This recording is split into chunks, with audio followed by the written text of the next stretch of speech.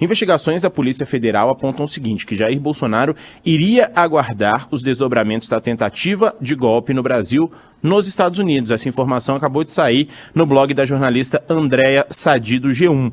Por isso, segundo a Polícia Federal, o ex-presidente fez uma transferência de R$800 mil antes de viajar para Orlando no final de dezembro de 2022. Segundo o relatório, os investigados tinham a expectativa de que ainda havia a possibilidade de uma ruptura constitucional e estavam cientes dos atos ilícitos cometidos. Para a Polícia Federal, alguns investigados se evadiram do país, retiraram praticamente todos os recursos aplicados em instituições financeiras, transferindo-os para os Estados Unidos. O objetivo era se resguardar de uma eventual persecução penal instaurada para apurar esses atos ilícitos. No caso de Jair Bolsonaro, essa operação de câmbio foi feita no dia 27 de dezembro, pouco antes, obviamente, dele embarcar para os Estados Unidos. A gente lembra que ele embarcou exatamente no dia 29 de dezembro. Parte desse dinheiro, ainda de acordo com a Polícia Federal, poderiam estar aí, ou em parte desse dinheiro, poderiam estar os recursos que teriam sido obtidos com a venda de bens entregues por autoridades estrangeiras. Procurado, a defesa de Jair Bolsonaro até o momento não se manifestou sobre esse caso. Bom, essa é uma nova parte dessa investigação, segundo a Polícia Federal. E ontem a gente teve a defesa do ex-presidente pedindo ao Supremo Tribunal Federal, então, que Alexandre de Moraes não fosse ali o analista desse processo, né? Isso porque, segundo o que diz aqui a defesa de Bolsonaro, ele estaria sendo tanto julgador como vítima dessa ação e, portanto, não poderia ser o relator desse caso. Eles destacaram ainda o seguinte, os advogados que são, nesse caso, liderados por Paulo Cunha Bueno. Tem um nítido interesse, Alexandre de Moraes, nessa causa. Eles pedem que todos os atos determinados por Moraes sejam anulados e afirmam que ele assumiu, então, essa condição nesse processo. Em outro ponto, a defesa também pediu a devolução do passaporte de Jair Bolsonaro, decisão essa que a gente sabe vai caber ao ministro Alexandre de Moraes, e na justificativa a defesa classificou essa decisão de recolher o passaporte do ex-presidente como absurda, destacando que ele nunca teve a intenção de fugir e que sempre compareceu às intimações que teve para depor. Esse pedido foi feito na quarta-feira, então ontem, e a ideia era que Bolsonaro pudesse ir a um evento nos Estados Unidos com participação do ex-presidente americano Donald Trump. Por determinação de Alexandre de Moraes, Bolsonaro teve que entregar esse passaporte na Operação Tempus Veritate e também foi proibido de conversar com outros investigados. A gente lembra que Bolsonaro não gostou muito disso, deu uma entrevista na semana passada dizendo que precisava falar com Valdemar Costa Neto, que é o presidente do PL, presidente do partido, que ele também atua ali como um presidente de honra. Ainda nessa investigação, a Polícia Federal divulgou um relatório que, segundo a própria PF, comprova que Bolsonaro analisou e alterou aquela minuta de um decreto golpista.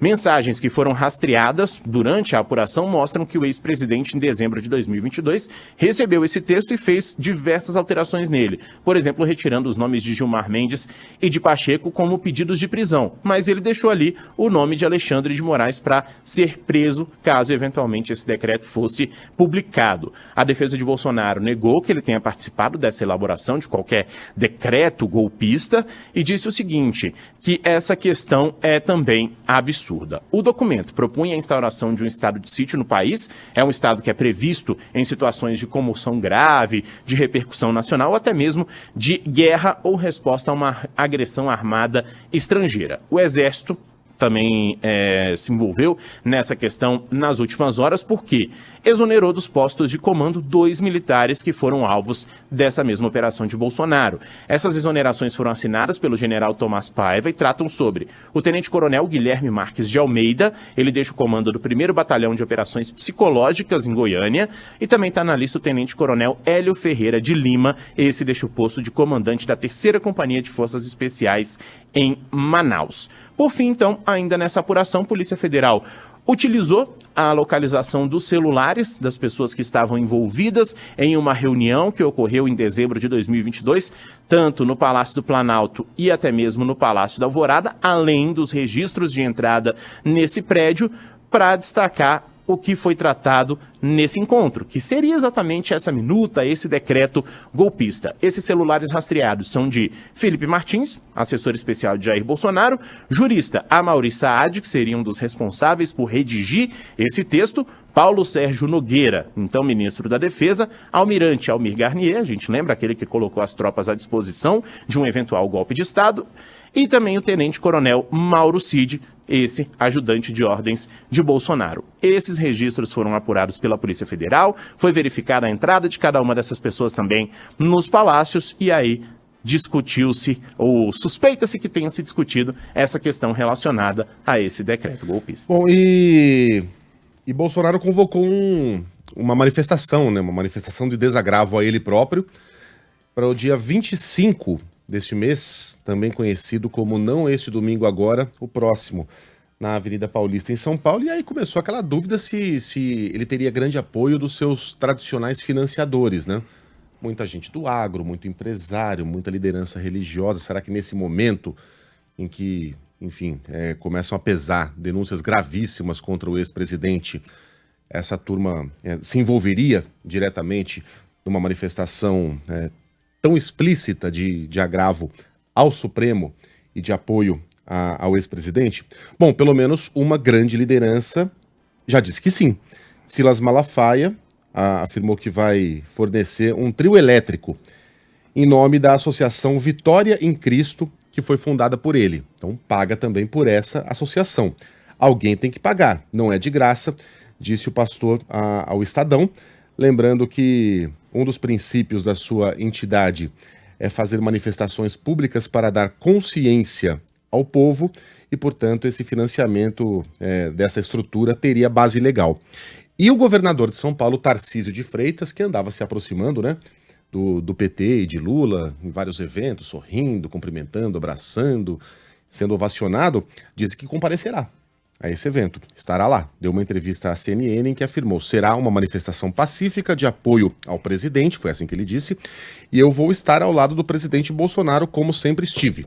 Tá? Então, ganhou um pouquinho de corpo nesta quarta-feira o protesto convocado para o próximo, não para o próximo, para o domingo seguinte. Valeu, JP, obrigada. Diga. Só para trazer um último detalhezinho, Sheila, antes de me despedir, há uma preocupação, viu, aqui no Palácio do Planalto com relação a essa manifestação, se de fato será pacífico ou não, mas há também uma preocupação do lado aliado a Jair Bolsonaro, viu? Conversei ontem com alguns parlamentares. Essa preocupação é com relação a, de repente, esse ato poder gerar uma espécie de prova contra o ex-presidente para que possa ser pedido uma prisão ou pedida uma prisão de Jair Bolsonaro. Então os aliados estão meio com o pé atrás com relação a essa manifestação. E uma das informações que eu vi ontem conversando com esses parlamentares é de que pode ser que esse ato seja cancelado ao longo dessa próxima semana. A ver, vamos estudar tudo isso que está acontecendo e, claro, continuar conversando também aí com a oposição ao governo federal. Até porque o ex-presidente não é exatamente um líder político cerebral, né? Ele sobe no palanque e não sabe exatamente o que vai falar. Foi num desses protestos, exatamente na Paulista, que ele foi lá e gritou, pede para sair Alexandre de Moraes. Ele gritou, enfim, turbinado por aquela massa, tinha muita gente mesmo, né? O apoiando e gritando o seu nome. Ele disse, este presidente não mais obedecerá. É do tempo que ordem do Supremo se obedecia. Eu era deste tempo. Não sou mais. Não mais cumprirei. No final cumpriu tudo, não desobedeceu nenhuma, enfim. Mas ele utilizou essa retórica ali. Essa retórica inflamado pelas pessoas e pelos cartazes, intervenção militar e etc. Ele pediu para que não haja esses cartazes. Mas você consegue controlar uma multidão? Aí aparece lá um cartaz que mostra um caixão com a foto do Alexandre de Moraes. Um cartaz não é um caixão. Ou um cartaz de intervenção militar. Essas coisas são imprevisíveis. E isso pode, em tese, piorar a situação jurídica do ex-presidente, que já não é das mais confortáveis. Bom, e temos... Obrigado, JP.